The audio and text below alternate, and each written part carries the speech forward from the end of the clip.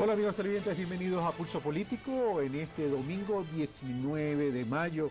Antes de entrar a indicarles qué tema vamos a tratar el día de hoy, quiero agradecerle, por cierto, a doña Vilma Molina, quien nos ha hecho llegar un correo electrónico que lo leo rapidito.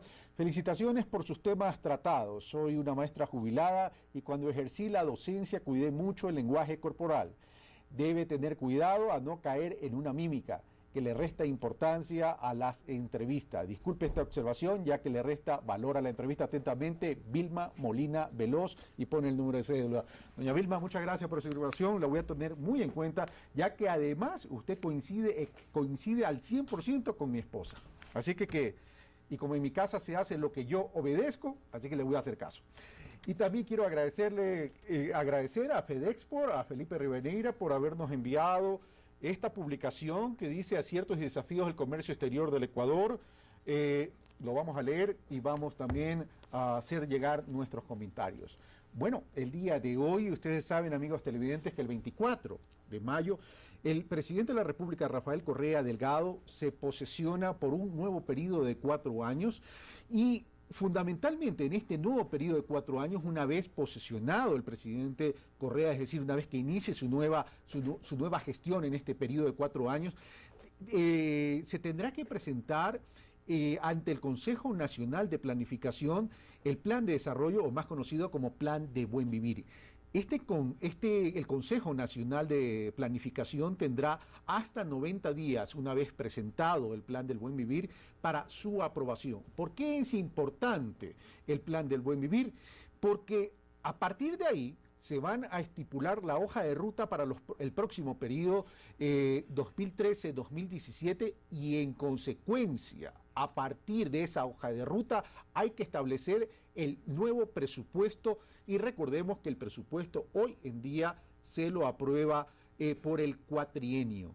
Es importante entonces que conozcamos en qué consiste el Plan del Buen Vivir, qué factibilidades de éxito tiene este nuevo Plan del Buen Vivir por este nuevo periodo, además teniendo como objetivo central la erradicación de la pobreza. Para tratar sobre este tema, veamos a quién hemos invitado.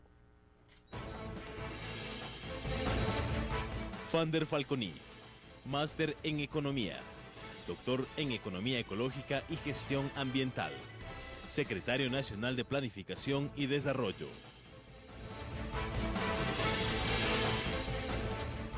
Bueno, él es nuestro invitado, doctor Falconi, muy buenos días, bienvenido a Pulso Político. Buenos días, Carlos, un placer estar en su programa. Gracias a usted.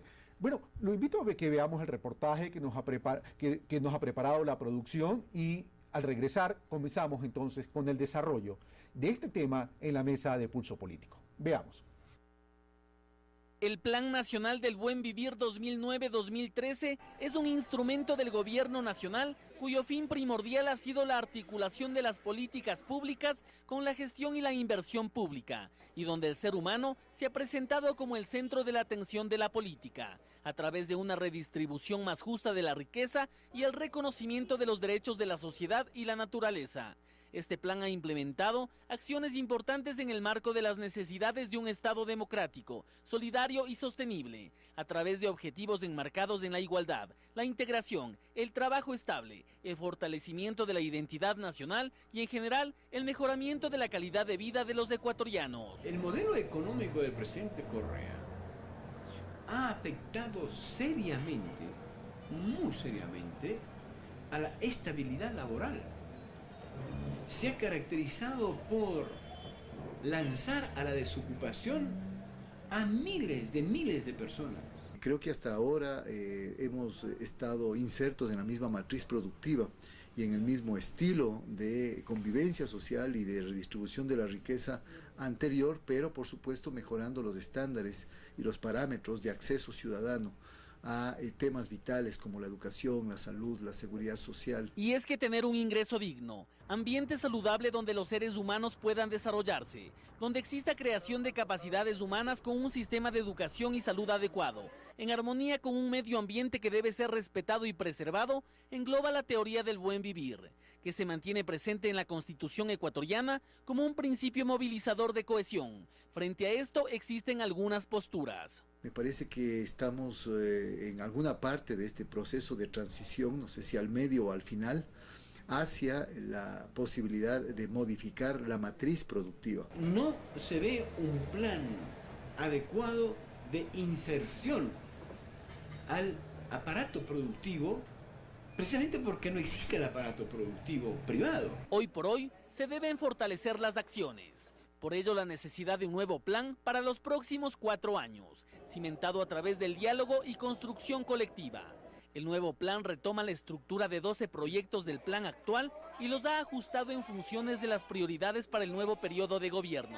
Se establecen rupturas programáticas que se enfocan en la erradicación de la pobreza, el cambio de la matriz productiva, la apropiación del conocimiento investigativo, tecnológico y económico, el derecho a la información, la equidad y cohesión territorial. Implica modificar entonces sustancialmente no solo los aspectos materiales de la sociedad ecuatoriana, sino también ir modificando los aspectos interiores del comportamiento de los ciudadanos y de los colectivos sociales. Según la CEPAL, en Ecuador el porcentaje de personas bajo la línea de pobreza era del 37.1% y el de indigencia 14.2%.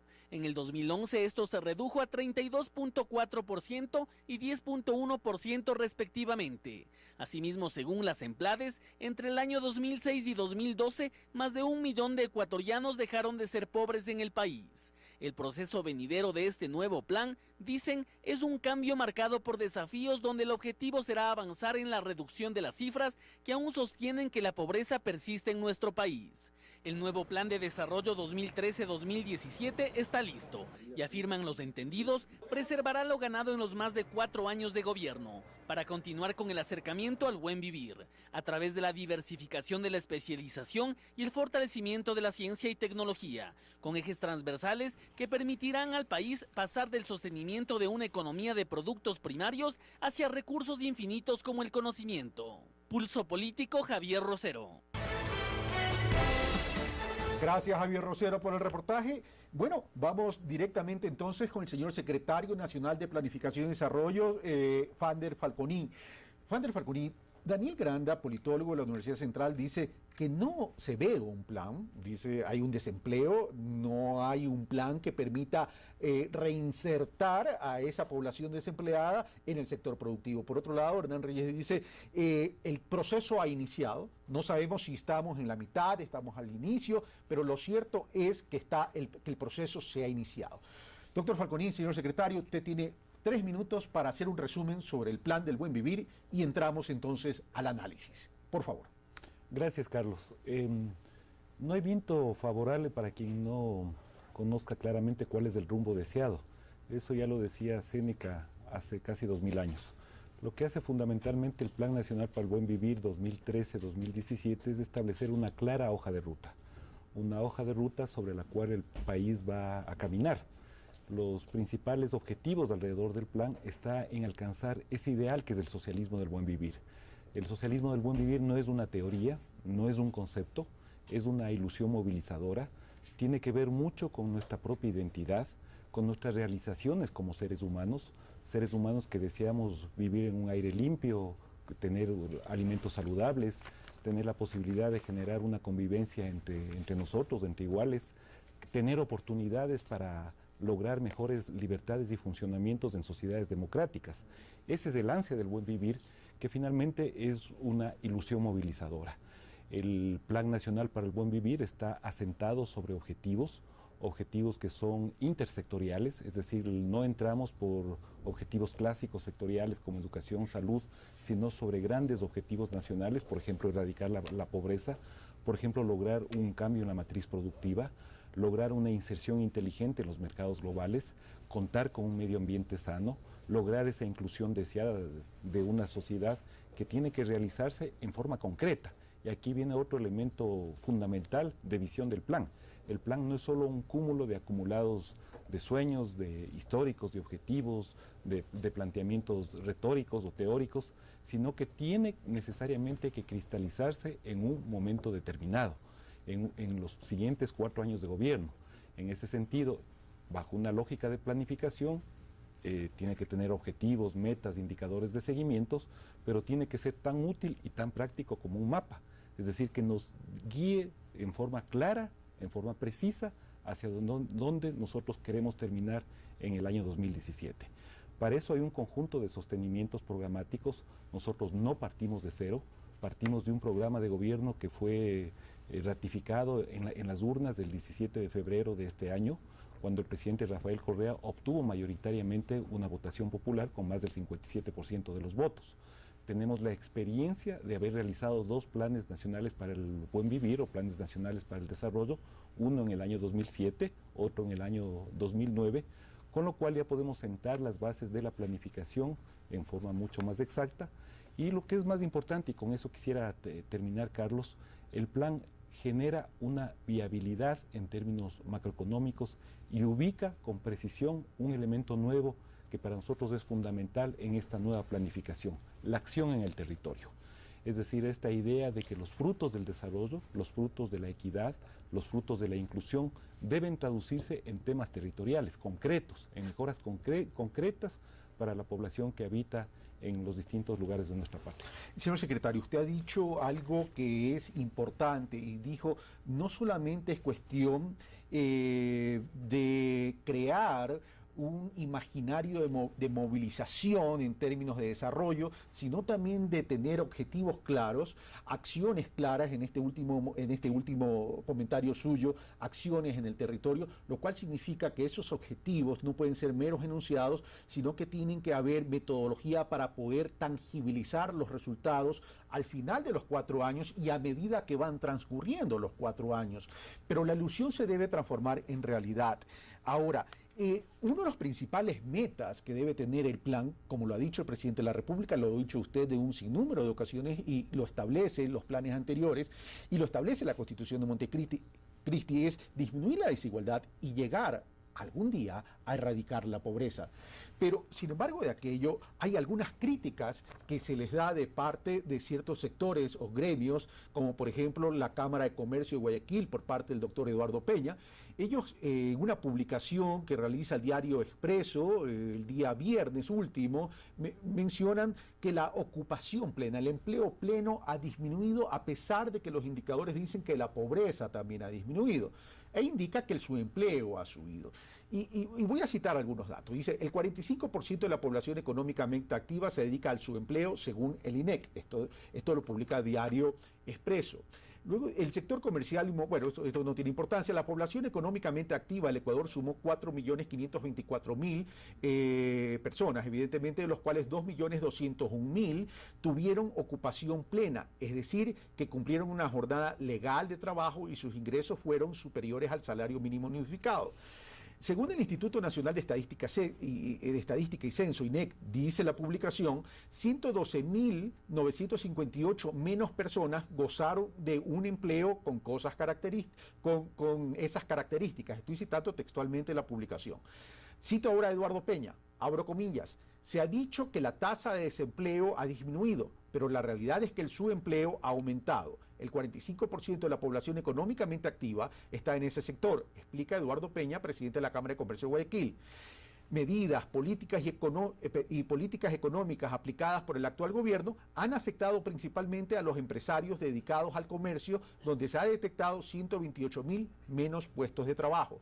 El país, dice Eduardo Peña, paga más del 20% del Producto Interno Bruto en impuestos. Con la carga tributaria que tienen los negocios, es más difícil que se animen a reinvertir. Puede que las empresas paguen más impuestos, pero eso no significa que generen más empleo, dice Eduardo Peña. Señor secretario. Bueno, primero hay que situar de dónde se habla. El presidente de la Cámara de Comercio que usted está citando, además es empleado de Álvaro Noboa. Entonces, desde ahí nosotros tenemos que recoger este comentario. Vamos a las cifras exactas, porque eso también tiene que ver con la introducción al programa, que entiendo el señor Granda tiene una confusión bastante grande sobre las cifras de empleo, desempleo y subempleo. Daniel Granda, politólogo y catedrático de la Universidad Central. Exactamente. Creo que hay gente que no tiene miedo de hacer el ridículo a veces en televisión. Carlos, entre el periodo 2006, si uno hace una comparación entre 2006 y el 2012, y lo compara en tiempos exactos, es decir, diciembre del 2006 versus diciembre del 2012, nosotros podemos observar algunos comportamientos de la economía del Ecuador. En primer lugar, la economía crece a un ritmo sostenido, es decir, somos mucho más prósperos. La economía del Ecuador ha tenido una tasa de crecimiento en ese periodo del 4.3%, que es superior al promedio latinoamericano. El promedio latinoamericano fue del 3.5%. Eso ya nos da una idea de que la economía, de que el crecimiento ecuatoriano ha sido robusto en estos últimos 5 años. Pero mucho más importante que eso, porque ha habido varias coyunturas en momentos históricos donde ha habido crecimiento, no solo del Ecuador, sino de algunos países. Y estos crecimientos no necesariamente económicos han sido redistributivos, no necesariamente han generado mejores condiciones de vida. En el caso del Ecuador, en ese mismo periodo, el periodo que estamos comparando, lo que ha ocurrido es que hemos tenido una reducción sistemática de la inequidad. Tan es así que la Comisión Económica para América Latina, la CEPAL, en su reporte de diciembre, que se llama Panorama Social para América Latina, destaca al caso ecuatoriano como el país que más ha reducido inequidad en toda América Latina y el Caribe. Es decir, hay un éxito notable de la política pública ecuatoriana. La reducción de la inequidad se la mide técnicamente por un indicador que se llama el coeficiente de Gini. Mientras más cercano a cero es este coeficiente, quiere decir que las sociedades son mucho más equilibradas, son mucho más igualitarias. Mientras más cercano a 1, quiere decir que las sociedades son altamente inequitativas. Tenemos una herencia en América Latina de haber heredado estas cargas y estas distancias sociales que se expresan en distancias en patrimonio, en origen, en ingresos. Y nosotros recibimos un país con una inequidad sumamente alta, medida técnicamente, en este caso, en el ejemplo ecuatoriano, del 0.54. Hemos reducido 8 puntos y esos 8 puntos es la reducción más significativa en América Latina. Eso es decir mucho. La propia Naciones Unidas indica que América Latina es la región más desigual del planeta, incluso más desigual que el África subsahariana. Y en ese contexto, en un contexto que además hemos tenido una crisis internacional de por medio, América Latina en general ha tenido resultados positivos y el caso del Ecuador es absolutamente emblemático en ese sentido.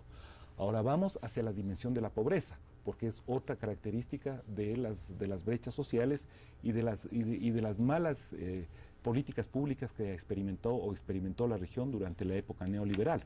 Nosotros recibimos un país con una alta pobreza medida en forma objetiva. Si uno la mide por ingresos, la puede medir por necesidades básicas insatisfechas, por consumo e incluso lo que se llama pobreza subjetiva, es decir, cómo nos identificamos nosotros independientemente de los niveles de ingresos.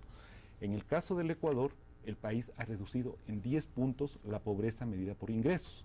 Esto quiere decir, y eso aparecía en la pantalla, la pudieron ver todos los televidentes, que cerca de 1.050.000 personas en el Ecuador dejaron de ser pobres en el periodo que estamos analizando.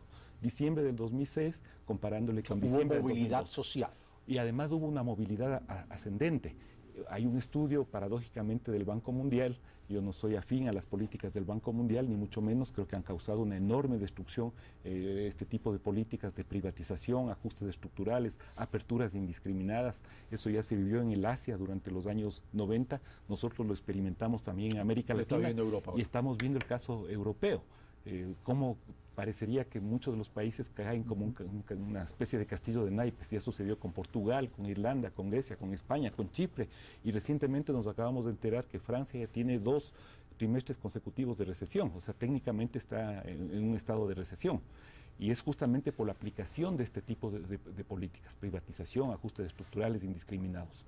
Estas herencias que nosotros heredamos, hemos tenido un enorme éxito en reducir la pobreza. En el caso de las condiciones de empleo, y aquí hay un dato que es contundente, el Ecuador tiene la tasa más baja de desempleo en este momento en América Latina. No lo decimos nosotros, lo dice la Comisión Económica para América Latina. Si uno mide, compara la tasa de desempleo en términos urbanos, el Ecuador tiene la tasa de desempleo más baja, menos del 5%. Durante este gobierno, Carlos, por primera vez, la ocupación plena le superó al subempleo. Es decir, cambiamos las tendencias. La ocupación plena le rebasa al subempleo, que ciertamente es un problema estructural de la economía del Ecuador. Y hay otro dato muy importante, porque aquí nos podríamos perder en un mar de datos: la calidad del empleo. Primero, el Ecuador durante este periodo de gobierno no ha tenido una sola huelga nacional. Y recordemos lo que sucedió en épocas pasadas, cuando las enormes y la inestabilidad en las condiciones laborales implicaba también una enorme movilización social y popular. En este caso, no hemos tenido ese tipo de conflictos, hemos gozado de estabilidad laboral, se eliminó la tercerización laboral y lo que es muy importante, la ocupación, el servicio a la seguridad social, en el caso del Ecuador, ha pasado del 40 al 60% en términos del acceso a la seguridad social.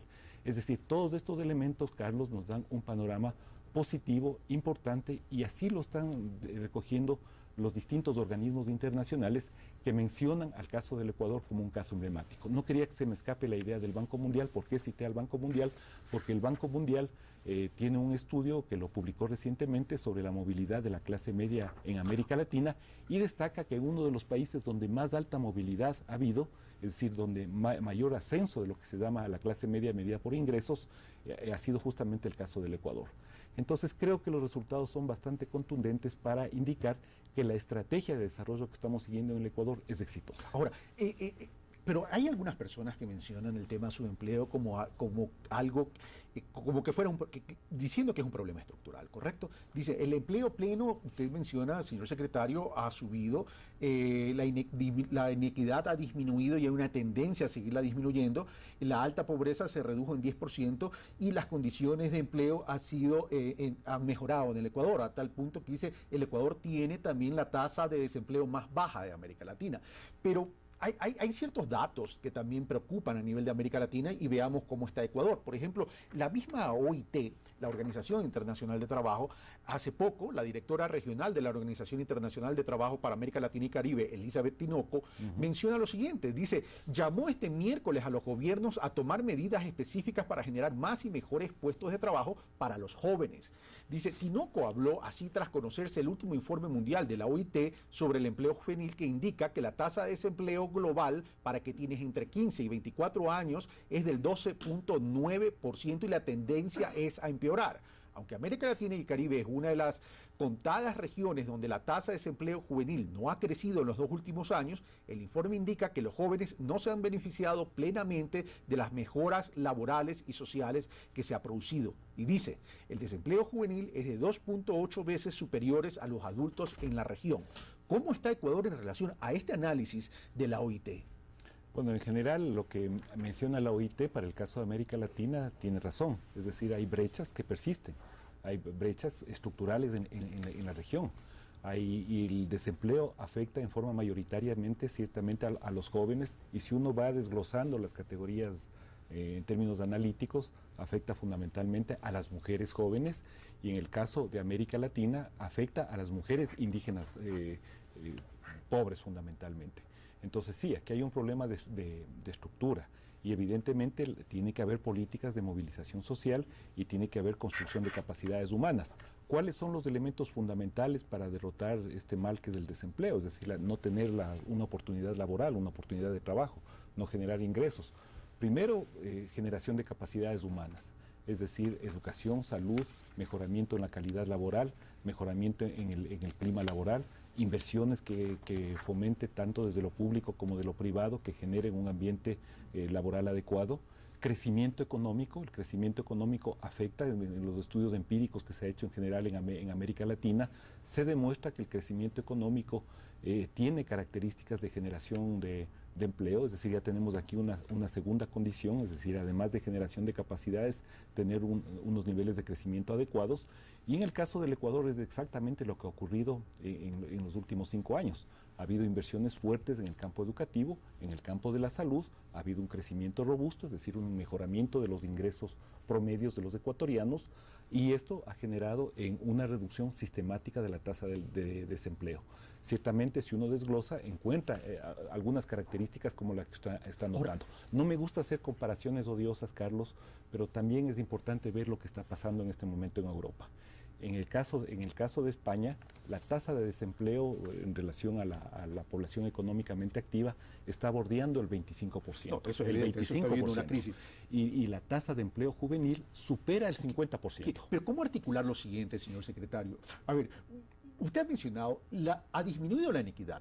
Es decir, pero para disminuir la inequidad, uno de los caminos, y Simón Bolívar lo decía, el camino para eliminar la inequidad es la educación. Y el gobierno habla de una revolución educativa, pero a pesar de la revolución educativa que se ha emprendido en el Ecuador ya desde hace algún tiempo, los niveles de deserción escolar son una realidad y ahí hay que atacar. Ahora, si estamos en esa revolución educativa y estamos hablando de cambio de la matriz productiva, ¿cómo garantizar a todas esas jóvenes que están saliendo de los colegios y las universidades una oferta laboral capaz de absorber a toda esta población joven? Eso por un lado. Y por otro lado, hay otro sector de la población que también nos preocupa, que es el adulto mayor. Señor secretario.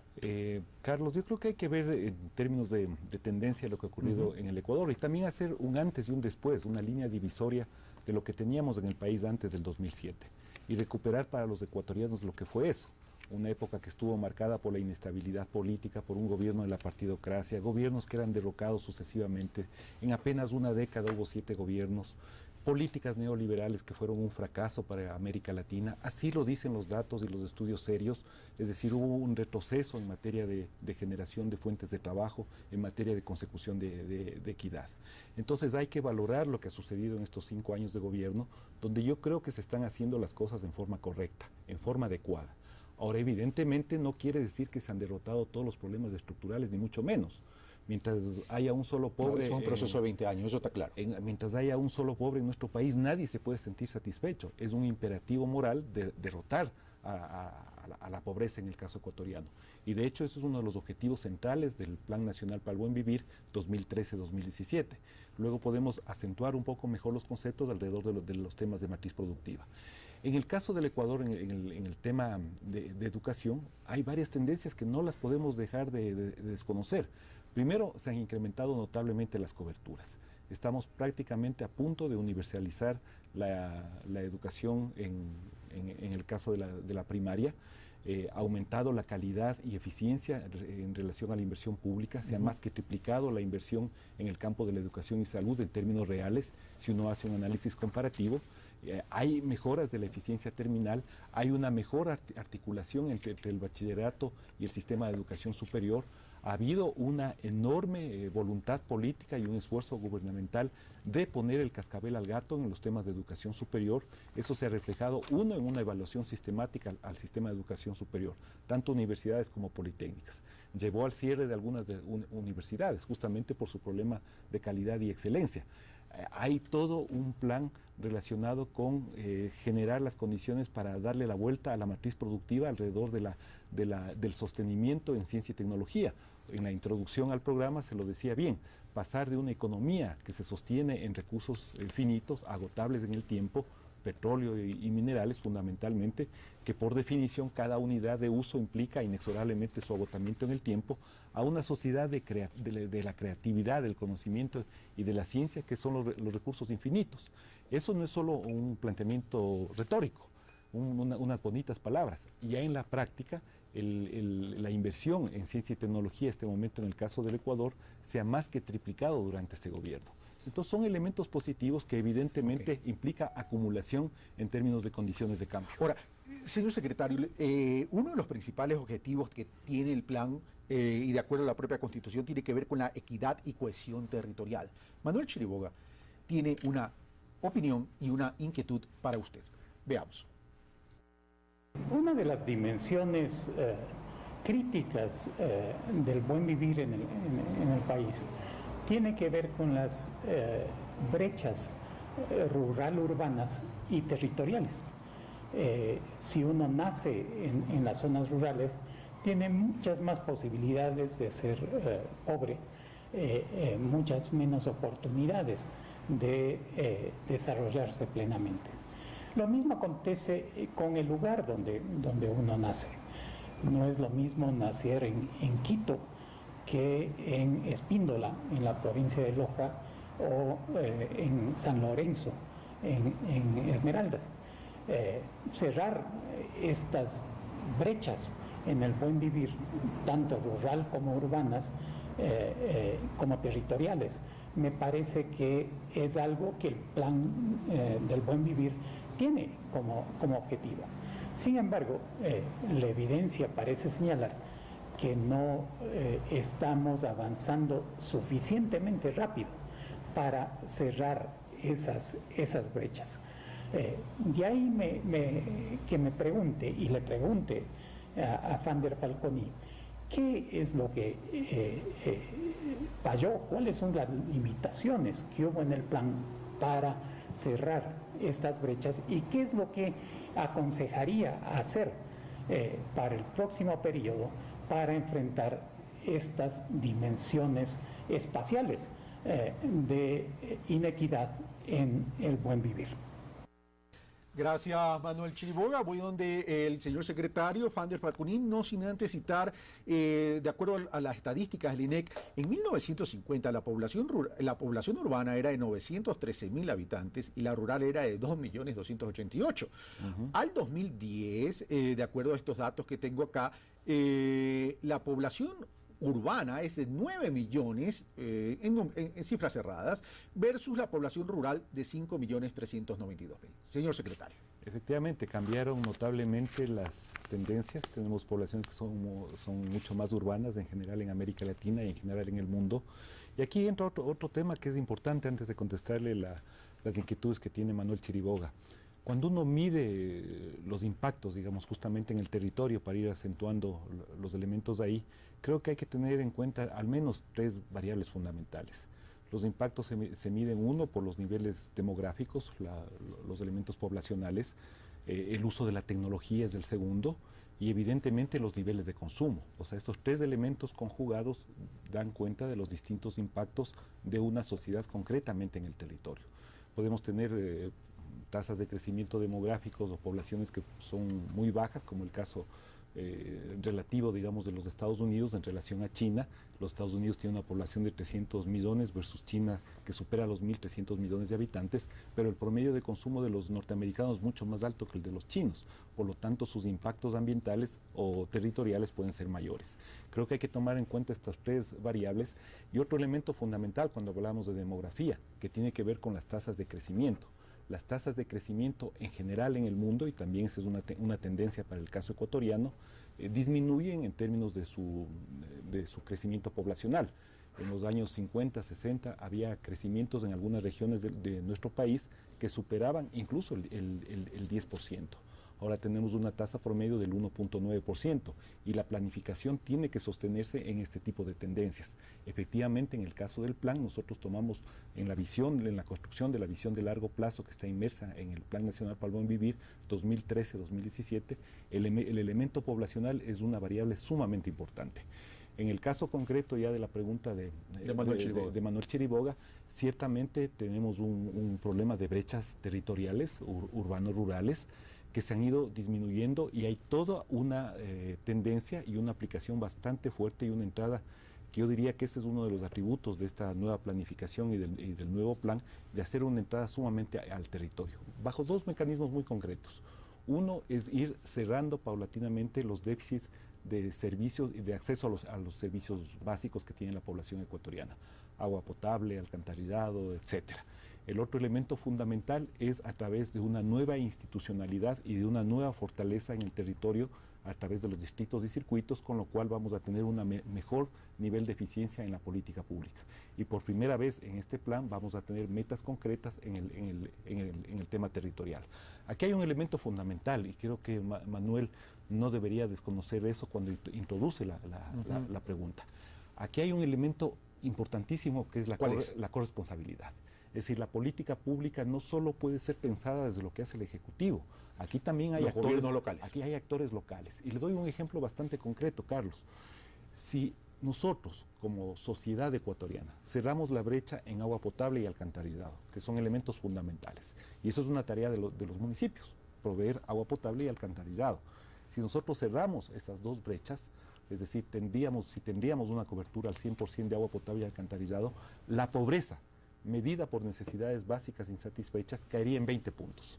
La pobreza que ahora se sitúa alrededor del El tema es, ¿eso va a estar en el plan de los próximos 4 años? Y eso, ¿para que disminuya esos 20 exactamente, puntos? eso implica corresponsabilidad, Okay. que los municipios dirijan adecuadamente sus inversiones, sus recursos, en función de cerrar brechas territoriales.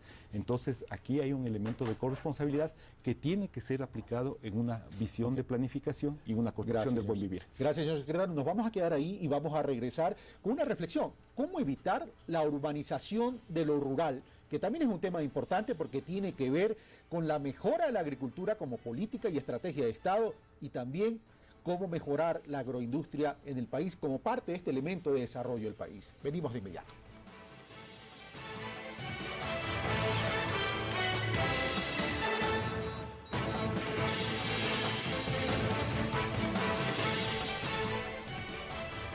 Les recordamos, amigos televidentes, que estamos con el doctor Fander Falconi, secretario nacional de Planificación y Desarrollo, SEMPLADES, con quien estamos hablando sobre el plan de buen vivir que tendría que ser aprobado una vez que el presidente se posesione hasta 90 días por el Consejo Nacional de Planificación. Este plan son el que va a marcar los ejes de desarrollo del país durante los próximos 4 años, es decir, por el periodo 2013-2017. Manuel Chiriboga preguntaba sobre las brechas territoriales, usted ya contestó, señor secretario. Yo le decía y le planteé, dejé planteada la inquietud al terminar el primer bloque, es cómo evitar la urbanización de lo rural, considerando que lo rural es un activo importante para el Ecuador, teniendo en cuenta nuestra soberanía alimentaria, teniendo en cuenta nuestra capacidad de exportación a mercados europeos y americanos y a otros mercados, y cómo podemos incentivar la agroindustria, que forma parte de un eje de desarrollo, como valores agregados a los productos primarios, y además que serían estrategias inclusivas para generar empleo. Yo creo que en general tiene que haber un conjunto de estrategias, y esas están presentes también dentro de la lógica del programa de gobierno y del Plan Nacional para el Buen Vivir. Un asiento fundamental, sin duda, son los elementos redistributivos, pero no basta con redistribuir de mejor manera el acceso a la tierra, al agua y a los distintos factores de producción en términos de la agricultura. Creo que hay que pensar muy claramente y muy precisamente en los elementos que tienden a elevar productividad. Yo me he dedicado a examinar últimamente las cifras de productividad agrícola internacional, a hacer análisis comparativo para ver los contextos internacionales y el contexto ecuatoriano. Y le podría decir, Carlos, que hay algunas tendencias en general en la agricultura. Por un lado, la productividad es creciente en los países ricos, no necesariamente en los países de bajos ingresos, es decir, hay unas brechas de productividad bastante marcadas. Y esto obedece a que los países ricos subsidian mucho su agricultura, son altamente tecnificadas. No ha ocurrido lo mismo en el caso de los países del sur. Ese es un elemento fundamental. El otro elemento importante es que hay enormes brechas de productividad entre los productos agrícolas de exportación versus los productos de consumo interno. Es decir, los productos que están orientados hacia los mercados internacionales, banano, café, etcétera, en general muestran aumentos sistemáticos de productividad. Los productos de consumo interno, papas, tomates, cebollas, tienen en general una tendencia decreciente de la productividad. Estos dos elementos ya nos marcan algunas pautas de por dónde hay que actuar en términos de productividad, es decir, sostener mejor los niveles de comercialización, lograr tecnificación en términos de la agricultura, sostener de mejor manera elementos asociados a la investigación y a la mejora de semillas certificadas. Y todo eso está presente en la nueva estrategia que se está planteando. Es decir, además de los elementos redistributivos, creo que hay que actuar fundamentalmente y también en los elementos que están relacionados con la productividad en el caso agrícola. Y aquí podríamos entrar en otro tipo incluso de disquisiciones que son bastante interesantes. Cuando uno mide la productividad, Carlos, generalmente toma un indicador que es el rendimiento por hectárea, las toneladas métricas por hectárea. Y claro, la agricultura moderna en general es mucho más eficiente porque logra mejores rendimientos, pero a la vez es altamente ineficiente, y esa es una de las paradojas de la agricultura moderna, porque cada vez implica poner más inputs para lograr el mismo output de agricultura. ¿Cuáles son estos inputs? Fundamentalmente energía fósil agotable, tractores, por ejemplo, fertilizantes, por ejemplo, que irrigación altamente tecnificada que utiliza altos componentes de energía fósil. Entonces, si uno cambia la escala de análisis, resulta que la agricultura moderna también requiere un conjunto de inputs para finalmente producir alimentos. Entonces, también aquí hay un debate alrededor de la métrica, cómo nosotros medimos las cosas, y por cierto, el tema de la métrica no es un tema trivial, Carlos, y por eso en el contexto del Plan Nacional para el Buen Vivir, nosotros estamos afrontando la métrica y la necesidad de tener varias dimensiones analíticas para estudiar un mismo fenómeno como uno de los elementos centrales del plan. Ahora, pero permítame complementar lo que usted está diciendo, más que complementar, replantear el tema, porque si bien es cierto, el análisis debe ir más allá de la métrica. El propio presidente de la República, si no me equivoco, fue en el último enlace ciudadano, mencionó, a ver, hemos tenido suerte, hemos hecho cosas bien, pero no podemos dejar de reconocer que hemos tenido suerte. En volúmenes de exportación no hemos crecido, y hemos crecido nuestras exportaciones con base en precio. Entonces, ahí es donde uno dice, bueno, la productividad está fallando, también la de exportación. Mire, lo que ha ocurrido en América Latina son realidades concretas. A partir del año 2002 nosotros tenemos un boom de precios en general internacional. Los commodities, las materias primas, los alimentos, tenemos un boom de precios. Hay muchas teorías ahí que sostienen por qué estamos en una época de boom de precios. Para muchos está relacionado con el alto crecimiento económico de países como la China, la India, la emergencia de los BRICS como bloques regionales reales en la economía global, que son altamente demandantes de materias primas, muchos de ellos, el caso de China, crece a tasas cercanas al 8%, hay 1.300 millones de chinos, su consumo es alto en términos de minerales y esto explica este boom de precios. Para otro estamos llegando al cenit en términos de las curvas de algunos de los recursos naturales y se expresan ya rentas de escasez como el caso del petróleo. Es decir, hay un debate del por qué hay este boom de precios que sin duda ha beneficiado a las economías exportadoras y evidentemente en general en América Latina, la propia CEPAL así lo llama, hemos tenido una ola de reprimarización de nuestras economías. Es decir, hemos ganado peso de los productos de exportación ligados a los recursos naturales, hemos perdido peso en los productos de exportación ligados a la tecnología media y a la tecnología alta. Eso también ha ocurrido en el caso del Ecuador y ha sido reconocido fundamentalmente por el propio presidente de la República y de ahí surge la necesidad real de hacer un cambio concreto en términos de la matriz productiva. Ya vamos a hablar por primera vez, yo diría, Carlos, es del propio gobierno, no ha sido el resto de los sectores. Nosotros mismos hemos colocado este tema en la mesa, lo colocamos el año pasado, cuando dijimos, tenemos esta ola de reprimarización, no estamos necesariamente mejorando nuestras capacidades productivas. Ahora pensemos también un poquito y desglosemos esto. Lo que estamos diciendo es que el sector industrial sí ha tenido altas tasas de crecimiento. No es que el sector industrial no ha crecido, ha tenido altas tasas de crecimiento, pero fundamentalmente la composición del output final se sostiene básicamente en la misma estructura productiva. Es decir, ha habido mayor crecimiento. Y eso es lo que tenemos que cambiar. Pero no ha habido necesariamente un cambio en la composición. Hay que cambiar eso, hay que irnos al cambio de las matrices productivas, pero también hay que mejorar los volúmenes de exportación para que ingresen más divisas. Veamos qué opina Pablo Dávalos y qué pregunta le hace Pablo Dávalos para luego volver con el cambio de la matriz productiva y estos conceptos nuevos del socialismo, del buen vivir. Veamos. El buen vivir no es un documento. Tampoco es un conjunto de buenas intenciones. El buen vivir es una propuesta que los pueblos indígenas andino-amazónicos del Ecuador y de toda la región de Sudamérica han propuesto a nuestro país y al mundo. Ahora consta en la Constitución. El buen vivir no solo es economía. El buen vivir significa convivialidad, es decir, construir una sociedad sustentada en la paz, construir una sociedad sustentada en el respeto, construir una sociedad sustentada en las libertades. Si no hay libertades, si no hay paz, si no hay respeto, no hay buen vivir. El buen vivir va mucho más allá de ciertos indicadores económicos. Significa no a los programas sociobosque, sociopáramo, que plantean la privatización de los territorios ancestrales y que convierten en guardabosques de sus propios territorios a los pueblos indígenas. El buen vivir significa libertad de expresión. El buen vivir significa no tener miedo al poder, sino que el poder le tenga miedo a la gente.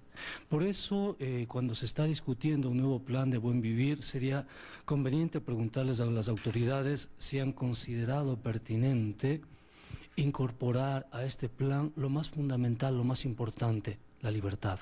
Juan de Falconi es una persona que conoce bastante bien la economía ecológica, él sabe lo que significa la huella ecológica. Él sabe que detrás de cada proyecto extractivo hay no solo violencia, sino hay destrucción ambiental, destrucción de biodiversidad. Si es conveniente para el país sacrificar la biodiversidad, sacrificar la paz social, sacrificar enormes, pero enormes recursos que tenemos en biodiversidad a nombre del extractivismo minero. Si justifica sacrificar la paz, ¿no? Y sobre todo, y respetar la legítima voluntad de los pobladores de Quimsacocha, de los pobladores de Intac, de los pobladores de Zamora, que han dicho no a la minería. Si la Semplades va a justificar los proyectos mineros, porque los proyectos mineros representarán máximo 800 millones de dólares, 5% de la renta petrolera. ¿Va a permitir las Semplades esa destrucción? ¿Va a permitir las Semplades esa violencia? No, a nombre del buen vivir. Esa es mi pregunta.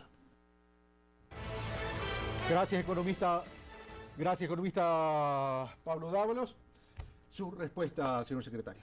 Sí, efectivamente, el buen vivir no es ningún documento y así empezamos todo este diálogo. Y tampoco es lo que dice un analista. Es decir, el buen vivir es una expresión colectiva de identidad popular que tiene que tener también expresiones democráticas en una sociedad. Y el reconocimiento democrático. Aquí hay un proyecto político que ha triunfado democráticamente en las urnas. Ganó con el 57% una propuesta política, ideológica y programática como la que estamos desplegando en este momento. Efectivamente, el tema ambiental es fundamental en la construcción del buen vivir, fundamental. Yo diría que es uno de los ejes importantísimos que tiene este proyecto y está contemplado en nuestro programa de gobierno como eje sustantivo en términos teóricos, pero también en términos prácticos. Ahora, pero ese tema ambiental no significa dejar el petróleo bajo tierra, ni significa no desarrollar el sector minero, a tal punto que el presidente de la República acaba de mandar una reforma urgente económica sobre la ley de minería. Significa hacer un uso inteligente de nuestros recursos naturales. Más allá del debate, a ratos trivial, si son una bendición o una maldición los recursos naturales, yo creo que es adecuado que un país y una sociedad tenga, y para nosotros el resultado sumamente positivo, contar con recursos naturales. Ahora bien, los recursos naturales tienen que ser explotados respetando las éticas de sustentabilidad, el pago de los impuestos de las empresas que así lo operan, no generar daños ambientales y lo que se llaman externalidades negativas en los sitios de origen de la extracción de los hidrocarburos. Es lo que sucedió durante los años 70, en los años de explotación petrolera en el Ecuador. Se generaron un conjunto de pasivos sociales y ambientales producto de la exportación petrolera. Y eso es justamente lo que no deseamos replicar. Y ahí uno puede tener contexto y cabida a propuestas tan innovadoras como las que tiene el Ecuador en el ámbito internacional, como la propuesta Yasuní ITT. Que lo ha tenido, no lo ha recogido el mundo. Ahora, pero por efecto de tiempo, señor secretario, vamos a lo siguiente. Es decir, el presidente de la República y el gobierno nacional ha dicho, a ver, nosotros sí vamos a utilizar los recursos naturales para poder cerrar casualmente estas brechas, estas desigualdades, etcétera, etcétera. Pero yo creería que estamos contra reloj. Ya Estados Unidos anuncia la utilización de sus reservas petroleras, lo cual significa que va a dejar de ser un comprador importante en un tiempo determinado, y lo cual también nos hace que nos apuremos para aprovechar ese recurso natural, los buenos precios, y también implementar el cambio de la matriz productiva. Señor secretario. Creo que hay que utilizar inteligentemente los recursos naturales. Efectivamente, nosotros no podemos pensar que siempre vamos a tener un boom de precios. Creo que hay que partir de reglas de optimización claras. Si nosotros tenemos una coyuntura de precios internacionales altas, es necesario beneficiarnos de esa renta productiva y ponerla en función de las necesidades del desarrollo del país. Para que la ciudadanía nos entienda un poco, si nosotros hicimos un trabajo en la Secretaría Nacional de Planificación y Desarrollo de cuánto nos costaría cerrar brechas, es decir, las brechas que anotábamos anteriormente, agua potable, alcantarillado, necesidades sanitarias que tiene el país, acceso a telefonía, etcétera. El costo de cerrar brechas para el país hasta el año 2021 se aproximan a los 50.000 millones de dólares. Es decir, nosotros necesitamos recursos para cerrar brechas. Ahora bien, entendamos, y así lo entiendo yo al menos, que el desarrollo primero no es una visión unilateral o unilineal. No es que tenemos que pasar de ser pobres a ser ricos y emular otro tipo de comportamientos societales de sociedades capitalistas. Por eso es la concepción del buen vivir, que es una antagónica a las concepciones tradicionales de crecimiento económico y se distancian incluso teóricamente de las concepciones del desarrollo unilineal. De ahí el socialismo del buen vivir. Y de ahí el socialismo del buen vivir. En ese contexto, digamos, nosotros tenemos que hacer un uso inteligente de nuestros recursos naturales para convertirlos en lo que estamos llamando el tránsito de una sociedad que se sostiene ahora efectivamente, como dice el analista Dávalos, el peso está en sus elementos extractivos, pero no es el peso que lo ha generado este gobierno, es así como nos insertamos en los mercados globales desde el siglo XIX, es la realidad de América Latina. Nosotros nos insertamos en los circuitos internacionales vendiendo productos primarios. Es este gobierno quien tiene la valentía de plantearse verdaderamente un cambio de la matriz productiva. Ahora, ¿qué tan factible es cambiar esa estructura productiva en el país? El gobierno habla del cambio de la matriz productiva. Todavía se ha hablado, pero no hay todavía los resultados tangibles en términos ya de resultados finales. Refinería del Pacífico, 12.000 millones, todavía no tenemos noticias sobre el tema del financiamiento y los otros proyectos. ¿Qué tan factible es poder lograr todo ese cambio de la matriz productiva con inversionistas? Yo creo que está puesto ya el planteamiento absolutamente claro sobre la mesa. Nosotros necesitamos hacer algunos elementos para el cambio de la matriz productiva. Primero, evidentemente, generar diversificación de nuestra oferta exportable. Es decir, nosotros no podemos tener una estructura concentrada en pocos productos y pocos lugares de destino. En el tema de desconcentración de destinos hay elementos positivos, así lo dicen los datos de las estadísticas del Banco Central. En términos de concentración de producción, aún no se han dado pasos sustantivos. Entonces aquí hay que hacer una estrategia de diversificación de nuevos productos. Elemento número uno. El elemento número dos, bajo un esquema de dolarización, que implica una alta vulnerabilidad para una economía como la del Ecuador, porque no tenemos la capacidad de devaluación o de depreciación que tienen nuestros socios comerciales, y eso es un dogal en términos de comercio internacional. Política monetaria, claro. Hemos perdido la política monetaria. Nosotros tenemos que cuidar como oro a nuestra balanza de pagos y concretamente a nuestra balanza comercial. La segunda estrategia es ir hacia una sustitución selectiva de importaciones, y aquí topo un elemento muy importante que usted señaló en una de las preguntas que me hizo, el tema de la soberanía alimentaria. No podemos estar importando maíz que podemos producir aquí en el caso del Ecuador, no podemos estar importando productos de consumo internos que sí lo podemos hacer en el caso ecuatoriano. Y la tercera elemento en términos de la matriz productiva tiene que ver con lograr en realidad un asiento de la industria de base. Esto es petroquímica, siderúrgica, lograr algunos elementos de encadenamientos productivos en industria básica, y en ese contexto uno puede entender la importancia que le está dando el gobierno nacional a un proyecto tan emblemático como Yachay. Yachay es una apuesta al futuro justamente para el desarrollo de la ciencia, la tecnología y la innovación del país. No, evidentemente es un eje central dentro de este cambio estructural. Me quedan 2 minutos, señor secretario. Una de las cosas que critican ciertos sectores es la participación ciudadana en términos de la planificación. Este socialismo, el buen vivir, como se lo ha llamado, además de su filosofía, ¿qué tanto se ha acercado a la participación ciudadana para poderlo diseñar, para poderlo estructurar y luego para poder monitorear su ejecución? Efectivamente, creo que es una crítica real y concreta y además válida. O sea, la planificación no puede ser sentarse en el escritorio y hacer intrincados organigramas o dibujitos en PowerPoint. Tiene que tener una cosa absolutamente vital, una participación activa de una sociedad movilizadora que suscita el cambio en las ideas, porque finalmente esto es un proyecto político, un proyecto de seres humanos de carne y hueso. Entonces es fundamental los elementos participativos. Y aquí le menciono 2 datos importantísimos, Carlos. El programa de gobierno que yo tuve la oportunidad de coordinar, el programa de gobierno del Movimiento País, implicó la construcción con actores concretos, cerca de 7.000 personas participaron en la elaboración de ese programa de gobierno. Tuvimos más de casi un centenar de encuentros para la elaboración del programa de gobierno, y en la elaboración del Plan Nacional por el Buen Vivir, que tiene otro código, porque no es un elemento partidario, es un elemento que nos tiene que dar una visión de Estado, de país, y tiene que ser riguroso en términos de planificación.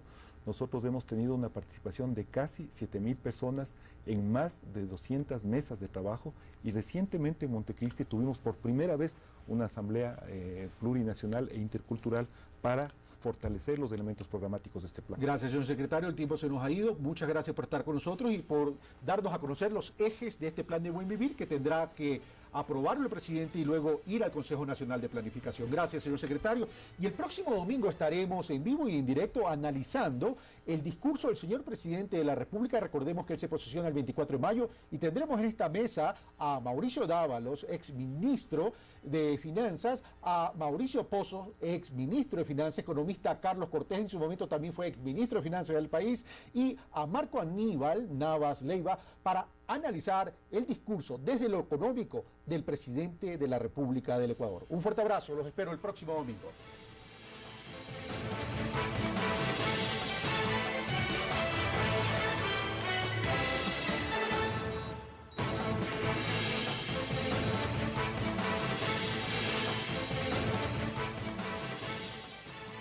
Ecuatorianos. El modelo económico del presidente Correa ha afectado seriamente, muy seriamente, a la estabilidad laboral. Se ha caracterizado por lanzar a la desocupación a miles de personas.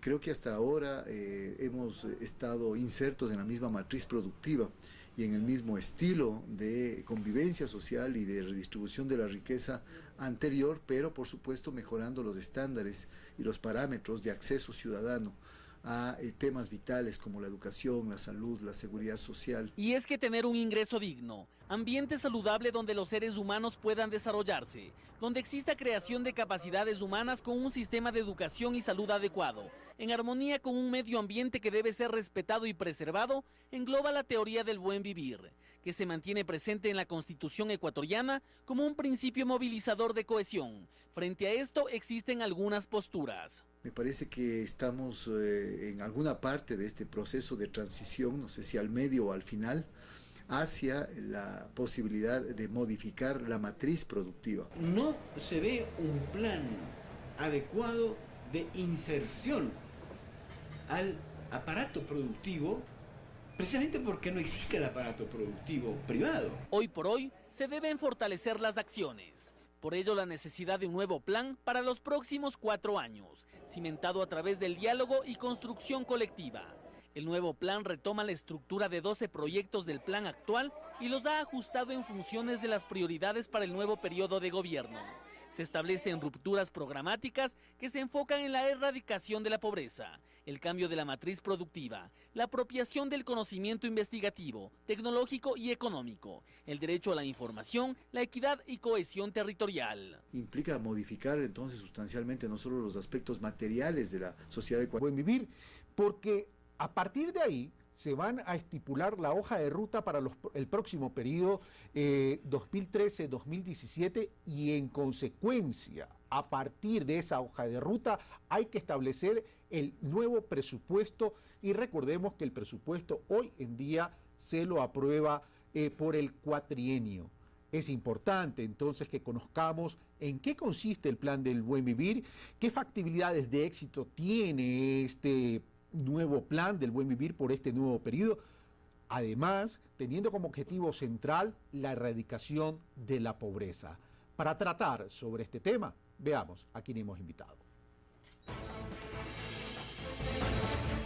Fander Falconi, máster en Economía, doctor en Economía Ecológica y Gestión Ambiental, secretario nacional de Planificación y Desarrollo.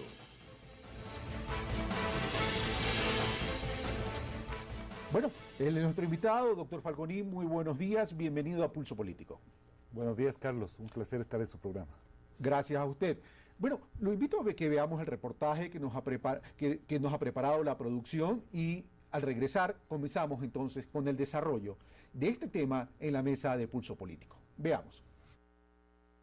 El Plan Nacional del Buen Vivir 2009-2013 es un instrumento del gobierno nacional cuyo fin primordial ha sido la articulación de las políticas públicas con la gestión y la inversión pública, y donde el ser humano se ha presentado como el centro de la atención de la política, a través de una redistribución más justa de la riqueza y el reconocimiento de los derechos de la sociedad y la naturaleza. Este plan ha implementado acciones importantes en el marco de las necesidades de un Estado democrático, solidario y sostenible, a través de objetivos enmarcados en la igualdad, la integración, el trabajo estable, el fortalecimiento de la identidad nacional y, en general, el mejoramiento de la calidad de vida de los ecuatorianos.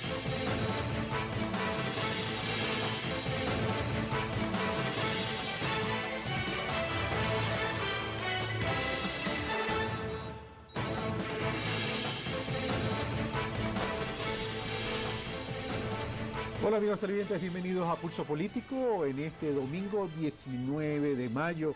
Antes de entrar a indicarles qué tema vamos a tratar el día de hoy, quiero agradecerle, por cierto, a doña Vilma Molina, quien nos ha hecho llegar un correo electrónico que lo leo rapidito. Felicitaciones por sus temas tratados. Soy una maestra jubilada y cuando ejercí la docencia cuidé mucho el lenguaje corporal. Debe tener cuidado a no caer en una mímica que le resta importancia a las entrevistas. Disculpe esta observación, ya que le resta valor a la entrevista. Atentamente, Vilma Molina Veloz, y pone el número de cédula. Doña Vilma, muchas gracias por su observación, la voy a tener muy en cuenta, ya que además usted coincide al 100% con mi esposa. Así y como en mi casa se hace lo que yo obedezco, así que le voy a hacer caso. Y también quiero agradecer a FedExport, a Felipe Rivadeneira, por habernos enviado esta publicación que dice Aciertos y desafíos del comercio exterior del Ecuador. Lo vamos a leer y vamos también a hacer llegar nuestros comentarios. Bueno, el día de hoy, ustedes saben, amigos televidentes, que el 24 de mayo, el presidente de la República, Rafael Correa Delgado, se posesiona por un nuevo periodo de 4 años y fundamentalmente en este nuevo periodo de 4 años, una vez posesionado el presidente Correa, es decir, una vez que inicie su nueva gestión en este periodo de 4 años, se tendrá que presentar ante el Consejo Nacional de Planificación el Plan de Desarrollo, o más conocido como Plan de Buen Vivir. El Consejo Nacional de Planificación tendrá hasta 90 días, una vez presentado el Plan del Buen Vivir, para su aprobación. ¿Por qué es importante el Plan del ecuatoriana, sino también ir modificando los aspectos interiores del comportamiento de los ciudadanos y de los colectivos sociales? Según la CEPAL, en Ecuador el porcentaje de personas bajo la línea de pobreza era del 37.1% y el de indigencia 14.2%. En el 2011 esto se redujo a 32.4% y 10.1% respectivamente. Asimismo, según las Emplades, entre el año 2006 y 2012, más de 1 millón de ecuatorianos dejaron de ser pobres en el país. El proceso venidero de este nuevo plan, dicen, es un cambio marcado por desafíos donde el objetivo será avanzar en la reducción de las cifras que aún sostienen que la pobreza persiste en nuestro país.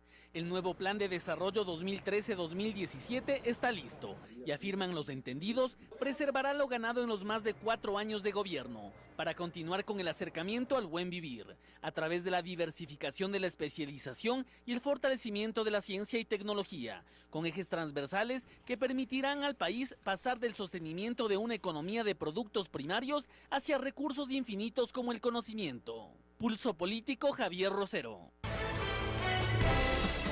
Gracias, Javier Rosero, por el reportaje. Bueno, vamos directamente entonces con el señor secretario nacional de Planificación y Desarrollo, Fander Falconi.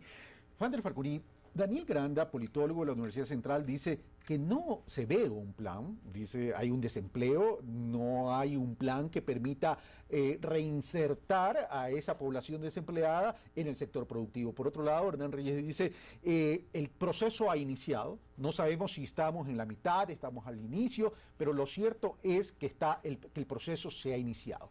Doctor Falconi, señor secretario, usted tiene 3 minutos para hacer un resumen sobre el Plan del Buen Vivir y entramos entonces al análisis. Por favor.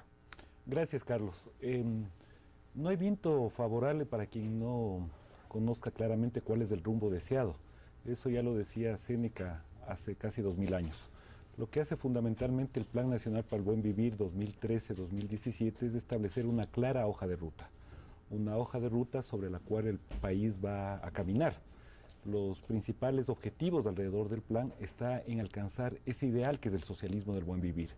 El socialismo del buen vivir no es una teoría, no es un concepto, es una ilusión movilizadora, tiene que ver mucho con nuestra propia identidad, con nuestras realizaciones como seres humanos, seres humanos que deseamos vivir en un aire limpio, tener alimentos saludables, tener la posibilidad de generar una convivencia entre nosotros, entre iguales, tener oportunidades para lograr mejores libertades y funcionamientos en sociedades democráticas.